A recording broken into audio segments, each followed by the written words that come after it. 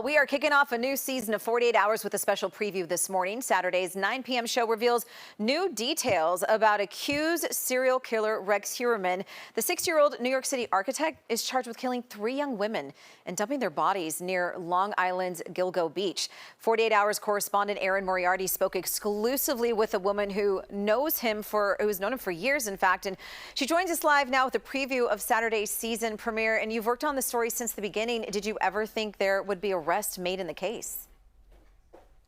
Well, I was kind of giving up. It had been 12 and a half years, and for a while, the Suffolk County Police Department, in Suffolk County where it all occurred, had kicked out the FBI from the task force, and so it looked like the case was going cold. But then in July, they made an arrest. Wow. Well, so Muriel, the woman you spoke with who worked with Rex Heuermann for years, was she ever scared of him? I mean, what did she have to say about him? It's so interesting because when you read the court documents, this is a man, according to the evidence, who was leading a double life, complete with different aliases: Thomas Hawk, Hunter, John Springfield. And yet Muriel never saw any of that. He talked about his family, his kids, his wife. What she did talk about, though, is he said that he always talked about hunting. He was an avid hunter, and that's significant. From the very beginning, investigators believed the serial killer was a hunter.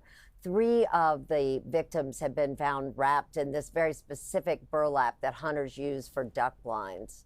So, Erin, what about other female employees that may have worked with him? Have they been speaking out, or have they given any information? Well, what is significant here is that many of the people who knew him never guessed. One woman actually said to me, when I first heard that he had been arrested as the serial killer, I thought there must be 2 Rex Heuermanns. It just couldn't be this individual.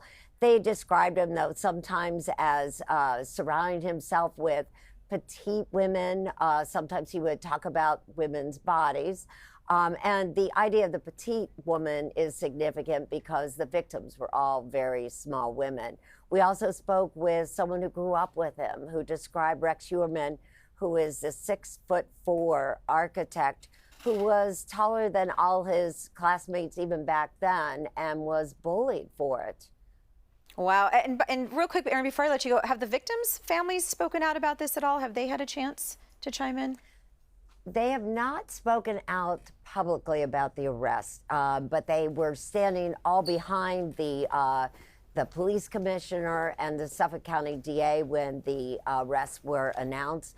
I know they had been giving up. We had spoken to them throughout the years, starting in 2011, and I think they had been giving up that anyone would actually be arrested. And I think this has come as at least some hope for justice for these families, if in fact he's convicted at trial. Yeah, most definitely. 48 Hours is back with 2 new episodes Saturday starting at 9 right here on KPIX and streaming on Paramount Plus. Erin Moriarty, fascinating information. Thank you so much for joining us.